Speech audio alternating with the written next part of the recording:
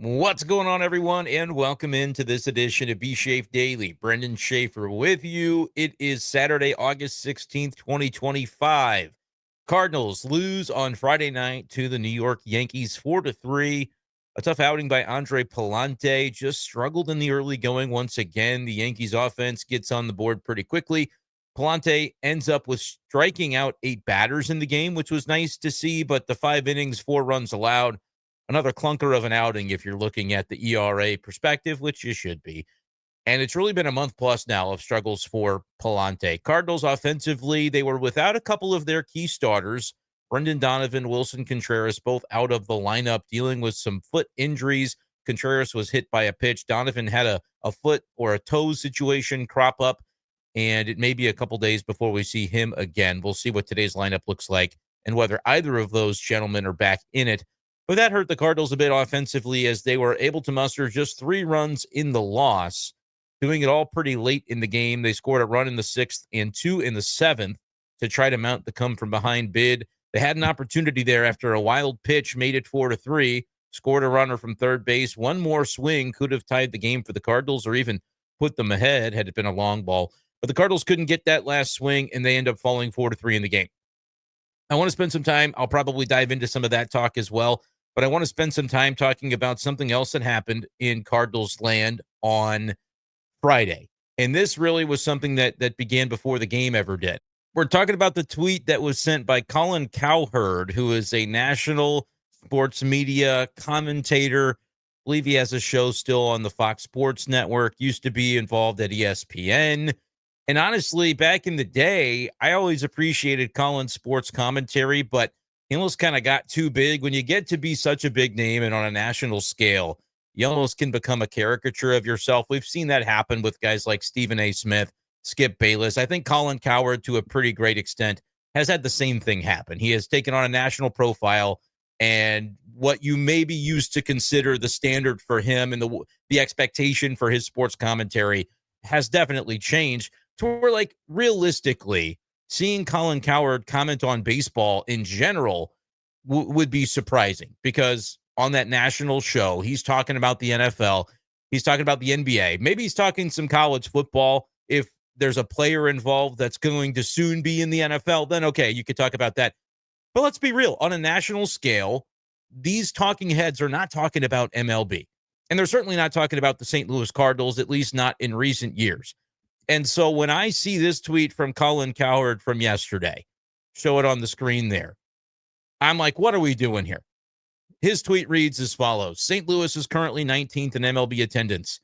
There was an argument it was the most rabid and loyal baseball city in America less than 10 years ago. That's the whole tweet.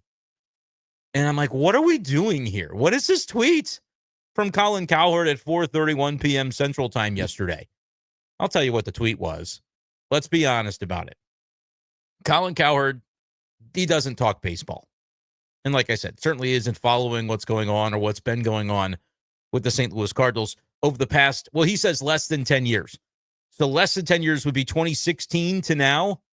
Is that considered the golden era of Cardinal baseball starting in 2016? So you got your timeline wrong anyway, right? In fact, 2016 was the first year that I started covering the St. Louis Cardinals. Was for 590 The Fan most of that summer, and then for KMOV toward the end of that season. I was fresh out of college, and that's what I kind of got my foot in the door. And that, one of the first, I think the very first article I ever wrote for KMOV was that September, like the end of the month, end of the season. And it was about the attendance, actually. It was about the Cardinals' attendance, probably like dipping below 40,000. And the article was like, what's going on with the attendance? Wow, fans are really, upset because 2016, that was the year following the Cardinals having a 100-win season, winning the Central, losing to the Cubs in the NLDS. And then obviously 2016 was a missed playoff season. And by the last series or so, it was completely foreign at the time. But at the time, the Cardinals had like a couple games of meaningless baseball, if you will, where they were mathematically eliminated. And it was something that hadn't happened since maybe 2010 would have been the last time. And even then, it might have come down to the very end of the season. So it was notable, and I wrote a quick article just like noting, like, yeah, a little bit of a different vibe at Busch. And so when he says less than 10 years ago in his tweet, I'm like, first of all, you don't even have the timeline correct. the reason you don't have the timeline correct. In like the heyday of the B-fib and like the national narrative talking about Cardinals fans, which is among, if not the most rabid and loyal baseball cities in America. That is still true to this day, which is why the tweet bothers me from Colin Cowherd, because he's like dive bombing in to talk about something that he has no idea about. And legitimately, if he were being honest with us and with his viewers, hasn't followed over the course of that last 10 years or so timeline that he gives. And that's what bothers me about it. Again, you got the timeline wrong. The heyday would have been like 2011 to 2015, I would say, for like the most recent era of that B-fib concept, right? Where the Cardinals were in the playoffs every year. The fans, obviously, selling out, which they did, 2009 was a playoff season. 2006 was the World Series season that year. 05, 04. Like, you can go back. The early 2000s were very productive for the Cardinals as well.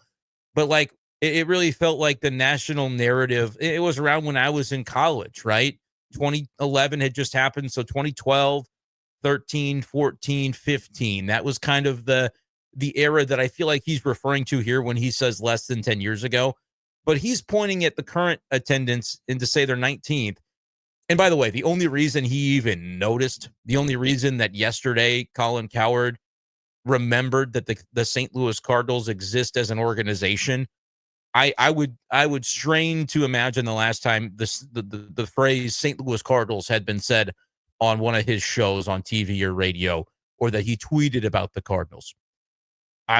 Years. I would almost bet money on it that it's been years. The only reason that he was able to invoke the Cardinals as an existent organization yesterday, and doing so in a derogatory fashion by blaming the fans for attendance. Like, that's the implication here.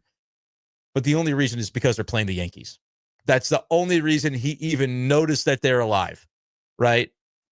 To say, like, at 4:31 p.m. Central. So he's probably, I assume, I don't know, can't ever keep it straight if he's out of New York or out of LA.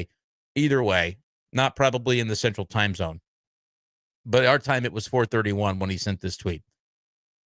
It occurs to him to look up the attendance, or a producer probably tells him about it, because maybe he's following the Yankees for whatever reason. He's originally from Washington State. I don't know if he was a Yankees fan or what the affiliation there is, but like Aaron Judge, if you're doing a national talk show, you don't talk baseball, of course. I mean, you should, but they don't. They'll talk, and it could be June 19th. It could be July 12th, and it's NFL. It's training camp hasn't started, but it's NFL. It's NBA. It's why isn't LeBron? Who's better, LeBron or Michael Jordan? It's that kind of stuff year round. It's not what's going on in baseball unless it's Shohei Ohtani or it's Aaron Judge. And so because of that, that's maybe how he was alerted to the presence of the Cardinals yesterday.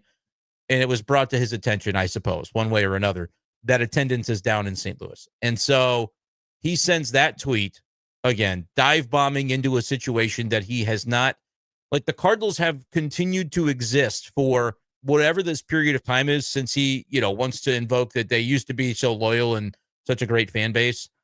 Whatever that period of time is, and I'm continuing to insist that he's got the timeline wrong, because when he says less than 10 years ago, it's no offense to Cardinals fans, but 10 years ago, I was writing an article almost 10 years ago this month to say, attendance is kind of declining. So that was like the tail end of what we're talking about, which again is no reflection on the Cardinals fans. We know in St. Louis, it's been documented what has happened. It's been a stale organization for close to a decade with pockets of good things, right? There's pockets in there. End of the Matheny era, what was the downward tilt? Mike Schultz comes in. You get some pockets. You get the 17 in a row, that 21 season. They made the playoffs in 20. That was a COVID year. We all kind of forget about that. We don't want to remember that. But they made the playoffs technically, and then they made it the next year on the 17-game streak. Then you fire Mike Schultz. Everybody's kind of wondering what's going on there. Ollie comes in. They do well in 2022, make the playoffs, don't advance.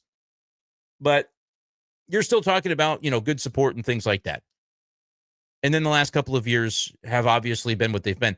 But that is like complexities and narratives and storylines in a full life of a generation of Cardinals fans, right?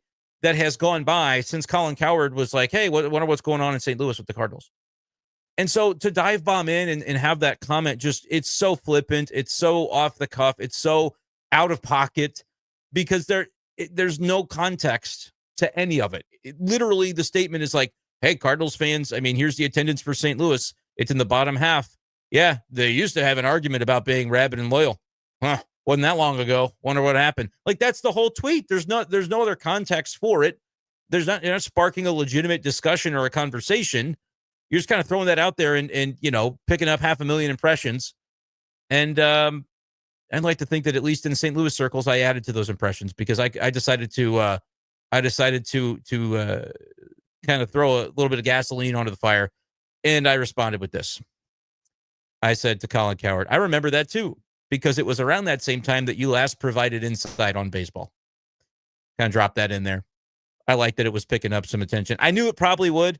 I went back and forth on whether or not to say anything because Colin Cowherd is bigger than I'll ever be, and that's fine. Like I said, at one time, I really respected his game and what he was doing, and for that reason, he's built a humongous platform, and he is one of the biggest names in sports media.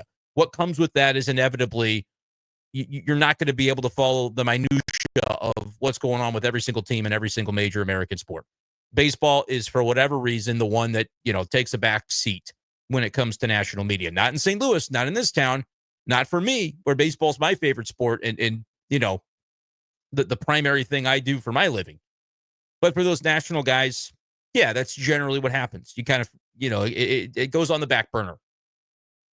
And so with that comes this tweet out of left field from Colin. And so I say, yeah, that's about the last time you provided insight on baseball because it's probably, I didn't check the timeline on that, but it's probably pretty accurate when you think about the rise that he's had and, what he focuses on with his show now. So a couple of reasons I didn't like it. I just don't think he's the messenger for this conversation. Like, he's not the person to spark this discussion. We've been having this discussion. Fans are tired of it in St. Louis because every time it comes up, there's this little bit of defensive,ness, right, from Cardinals fans, which is like, hey, don't blame us. This is a reflection of ownership. This is a reflection of the front office to fans who are proud Cardinals fans. It's a reflection of the state of the organization, which has had a malaise over it. It's been stale. It's not gotten to the refresh point as quickly as people want to see from it. And so there's a lot of, passionate feelings when it comes to this conversation for a national guy who doesn't follow it and probably wouldn't even claim that he does. To make that comment just kind of flippantly reduces what I think is a complex, narrative, storyline-driven conversation. We've been over here in St. Louis doing our thing for the last 10 years as an organization. I say we as baseball media, as baseball fans, as a community that, the St. Louis Cardinals are at the center of this, right? And so for a national, and look, here's the other part of it. Anytime from a national perspective, St. Louis gets brought up because what's the biggest sport in America? And what's the biggest league in America? It's football and it's the NFL. And so what automatically comes with any time St. Louis is invoked in any capacity? Well, they lost another NFL franchise. The Rams left. Tells you what kind of sports time. That was exactly what I thought was coming next, too. I'm like, if there's anything that I'm going to see in these comments, it's going to be a commentary about somehow tying it back to the NFL because they always do. I was kind of relieved that it didn't happen this time. It would have given me bingo on my bingo card, though, if there would have been another comment about, well, they can't support their baseball team now. You saw what happened with their football team. I was just waiting for it, which, of course, anybody who was even remotely informed understands that was one of the biggest con jobs of all time in sports history, the way that the whole Rams thing went down with Kroenke, Goodell, Jerry Jones, and company. It was the fix was in. Kevin Demoff. Oh, my gosh, that guy. And so I was glad that it didn't devolve into that. But the lens through which those national folks view their sporting conversation and tie it back to St. Louis, it's usually something to do with that. And St. Louis fans got, ripped apart on that whole deal. And I was just ready to go, all right, if this turns into that, give me a break. It didn't, but that's where there's that kind of defensiveness of St. Louis sports fans because they get they are not accurately represented by the national media, and the people that aren't from here, haven't been here, haven't experienced it, they don't really get it.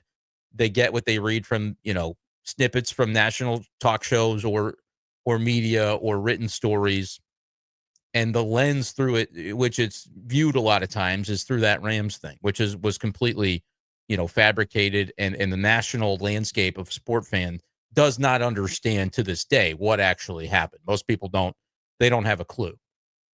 And so that's where I was like, you're not the messenger for this. This is a conversation to be had, but the implication is not, oh yeah, St. Louis, they used to really support their team and now they don't, they don't care anymore.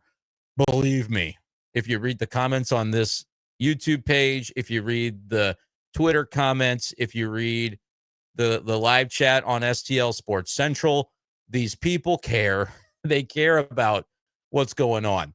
They're not always going to, in tougher economic times, continue to, spend their hard-earned dollar on a product that they don't consider to be rewarding to that level anymore. It doesn't, but that doesn't mean there's not passion about it. And that doesn't mean there's not a loyal fan base ready to reemerge at the ballpark when they are given a reason to do so. And I think that is the conversation that we have had ad nauseum over the last couple of years. It's gone as far as, Bill DeWitt III with the radio comments he made at one point, or podcast comments. I think that was a show with Martin Kilcoyne like a year or two ago at this point, right? Where, the perception of, well, if fans aren't supporting, we're going to have to spend less money as ownership. And it's just, he kind of, Bill DeWitt III kind of stepped in it with some of those comments that he made. And people are very passionate about it. And so that's why I'm like, Colin Cowherd with this tweet acts like this is a conversation that he just invented. He just discovered, he discovered fire. He was the first to discover the open flame. And he's going to put his 2 cents in about the quality of St. Louis baseball fans or sports fans. I don't know, dude. Like I said, I respect what Colin Cowherd has built of the national talking head conglomerate that has all become kind of a collective joke. I mentioned Stephen A, who he's funny to me at this point. He's such a caricature that I don't even mind it. But then there's Skip Bayless. Stephen A and Skip Bayless started out as sports writers, as journalists, right? On beat writers, columnists, those types of vibes, covering, pro teams in Dallas or, wherever their winding paths took them. And then the dawn of sort of that, around the horn, PTI, those types of shows when I was growing up. It's well, who were the people that were on those shows when it was sports writers, right? And the ones that really had a knack for understanding how to, that was the early iteration. Now it's all YouTube and it's streaming and those sorts of things, podcasts. But that was the first iteration of it. And the people that really got it and figured it out made national brands for themselves. And Cowherd, I think, was always a radio guy. I don't know 100% on his origin, but my point was with all of these guys, Cowherd, I think, is still one of the ones that I'm all right, of this cesspool, he's more tethered to reality sometimes, but even still with him, if we're talking about baseball, that I believe one of the more recent commentaries he gave on baseball prior to this tweet yesterday was, and I had to Google it. I was like, okay, Colin Cowherd's tweeting about the Cardinals now. Are we really doing this? Let me Google and see what else. Is he even talking baseball these days? I know he's not, but when he talks baseball, what's he talking about? That's sort of what I wanted to gather. And I found a news story where from his show, he was talking about Shohei Ohtani, but this was when he was with the Angels. In his segment, his argument he was making was the Angels need to trade Shohei Ohtani for draft picks because they aren't, they're not going anywhere with him and he's going to leave and become a free agent. And so they need to load up on draft picks, because Colin Cowherd pays attention to the NFL, the NBA, sports where you can do that. In baseball, you can't trade players for draft picks.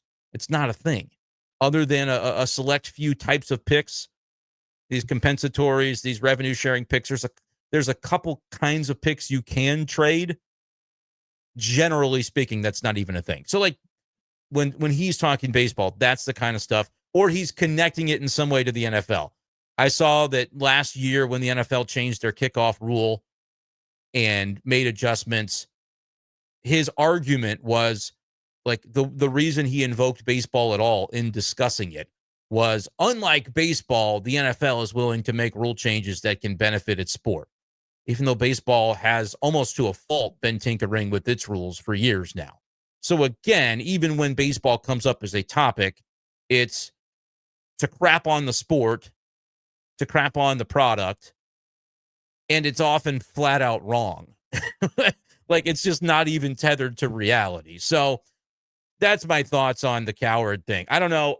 I don't know if people care about this. I don't know if people saw this, but my thought is, what are we going to do? Talk for 20 minutes about the Cardinals, falling below 500. You guys are tired of me telling you that technically they're still in the wild card race 3.5 games out, because they technically are still in the wild card race at 3.5 games out. I don't think they're going to, emerge from that. But the entire NL wildcard picture right now is losing. And so that's why the Cardinals are still in it, despite, the inconsistencies of their play, falling below 500. So I wasn't going to spend the whole podcast just talking about that, because I just frankly didn't have the energy for it. And so this kind of Cowherd thing would be more of an off-season topic, or a topic that, we can only pay attention to in a middling season like this one. But I felt like, as I really am trying to get into a rhythm to do these shows and put the graphics together and everything like that, I was like, I'm going to speak on this a little bit today, because that was from my world yesterday. I decided to jump in. Let me know, did I do the right thing? Kind of coming onto the defense a little bit of Cardinals fans. And it was subtle. I said, I remember that. That was around the same time when you last gave any insight on baseball. It took me a while to decide, am I going to even respond? How do I want to phrase it if I do? And that's what I came up with. I was happy that at least some Cardinals fans are like, oh, you dunked on him. It's like, I'm not even really trying to dunk on him. I'm just proving a point. That's like, this is our thing. You know what I mean? If you want to enter into this conversation, you're welcome to do so, but do it responsibly, right? If you want, it should be a national conversation. How did the St. Louis Cardinals, who had this type of, it was a revered organization and fan base and understood to be among the best in sports, how did it come to this? Don't just dive bomb in, throw out a tweet, and then, get picked up by the chopper and say, bye-bye, I'm not going to talk about this anymore. Argue amongst yourselves. I just didn't respect that move. And so I decided to talk about it. Something else we can talk about, though, and as far as the game, if you're mad, you're like, Brenden, you talked for 25 minutes about this stupid crap and you didn't talk about the game. The Palante thing is going to be interesting. You run him out there the rest of the year for sure, because you don't really have a luxury not to. If they go with a piggyback, it's not going to be Michaelis getting punted off the bridge. It's kind of akin at this point to John Mozeliak, right? On a smaller scale. Michaelis had some good years with the Cardinals. He got one contract too many, and they're going to let him leave on friendly terms. It's almost identical to Mozeliak on a smaller scale, because at this point, the attitude is like, well, what's the point of doing it any differently? You also have the Liberatore thing going on, where he's just not been able to maintain velocity deeper into his outings. And because of that, when you start to think about a Kyle Leahy stretching him out, piggybacking, Swanson has been a guy that he's been a reliever his whole career in the minors pretty much, but he's getting stretched out now. I don't know if he's got a starter's arsenal the way that Leahy may, but the notion of not in an official capacity, a piggyback, but sort of in hey, you've got Leahy and Swanson stretched out enough to be able to do it every third day or whatever, not on a specific schedule where you're going to say, hey, every fifth day, this is my piggyback, but just giving some cover to the bullpen once or twice a week. Those guys can do that. That's going on. And it may be that they need one of those two guys every time Liberatore goes. One of them needs to be available to go 2 or 3 innings behind Libby, because we don't know what it's going to look like each time he goes out there. He had a period of this earlier in the season. Ollie talked about this with the writers on Wednesday morning when I was there at Busch, where, he had that stretch of season where it kind of hit a wall. Velocity was down. Not injured, not really feeling a ton physically other than just the regular rigors of a season. But for whatever reason, the velo wasn't there and he wasn't able to maintain it. And this was something that, in past years, that was the knock on Libby, is that he would get to the, second or third time through the order and the dip would show. He would wear down as the outing did. And he had found ways to maintain early this season and had a lot of success. But then it just suddenly wasn't there in the same way. And that's when, remember, they gave him around the All-Star break some extra time. And even before that, it seemed like he had started to kind of round back into form. Now this seems to be happening again. And it was better in his last outing, whereas like the previous outing, it was a couple innings and you started to see the dip. Last time, maybe it was 65, 70 pitches and then he hit the wall. So getting that stretch back out is important, especially for his long-term development. Like that's one of the things that should be a focus right now. So they're working on that. But I think having a Leahy, et cetera, behind is key. All of this to say, you don't have the luxury to then say, well, Leahy can go in the rotation for Palante or Michaelis. Like that's kind of how they're looking at it is. And look, you could make a case that Quinn Matthews could come up, but he's been struggling as well at AAA. Just not, it's that consistency. I think his last start, he had like 7 strikeouts, but he only got through 3 innings, that sort of thing.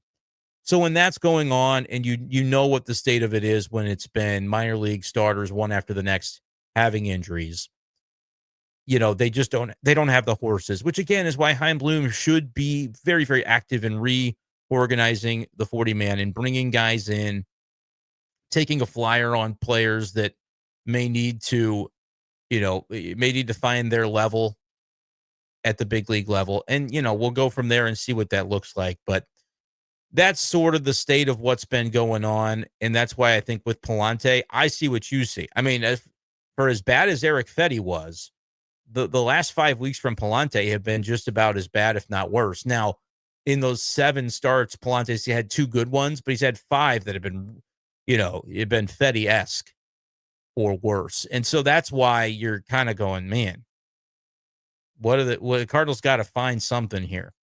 But with Palante, I think you run him out there and you do it in a way that you continue to evaluate it for next year. There shouldn't just be an earmarked spot for Palante in 2026 in the rotation. But unless they have a very active winter, I just don't know how you can look at him and say, well, ARB2, he's going to make $2.5 million. We got to cut him in non-tender. I wouldn't be doing that. We've seen good things from Palante at times. It hasn't been recent. But I don't think they have the luxury to just say, everybody that's struggling has to be gone. Contract is going to play into it, and they could probably do worse than $2.5 million or so for Palante for next year. So I'm not to that point with it, but they do need to consider what's been going on and try to find a way to work him through it so that he can show up in February and be ready to compete for a spot, not to be given one. But when it comes to other things going on, I do want to make mention of the AAA Redbirds because yesterday, a leadoff home run from J.J. Weatherholt, his 8th with Memphis. So he is up to a 1042 OPS. The batting average has dipped below 300. He's hitting 297. Still pretty darn good, especially in this era. He had the home run and a walk yesterday in that one for Memphis. They got a 10-inning win, 7-5 over the Charlotte Knights. Ian Bedell was the pitcher, gave up 3 runs in 3 innings. He has really struggled, the former Missouri Tiger, and he has been on and off the injured list down there this season as well. But Weatherholt is the main takeaway, him coming through in a big way with that leadoff home run. We'll see. We have more conversations to have about whether we'll see him this year or not, but that is something I wanted to make sure to mention because I know it's a topic. I know that we're like right around that 45 days to go in the season mark to where they could bring him up if they had a spot to play him. Of course, Mozeliak talking about it's not his protection year, which is ludicrous because they're bringing him up before 3 years from now when it's his protection year. So what are we even talking about? 40-man does not have a roster crunch. It just doesn't. I can find the spots if they need help. I don't think they're going to ask for my opinion, but I'm going to give it anyway. And that's what we'll do here on B-Schaeff Daily all year long, all off season long. So make sure you hit subscribe to enjoy Cardinals content as regularly as we can do it. I was on the STL Sports Central postgame last night, so it's just not feasible this season when I've got to do all of those shows to always get B-Schaeff Daily out at night, but we're doing it today. We're making sure it's here. And so if you would be so kind as to hit the like button before you get out of here. Appreciate you guys as always for tuning in. We'll talk to you next time on B-Schaeff Daily. Peace.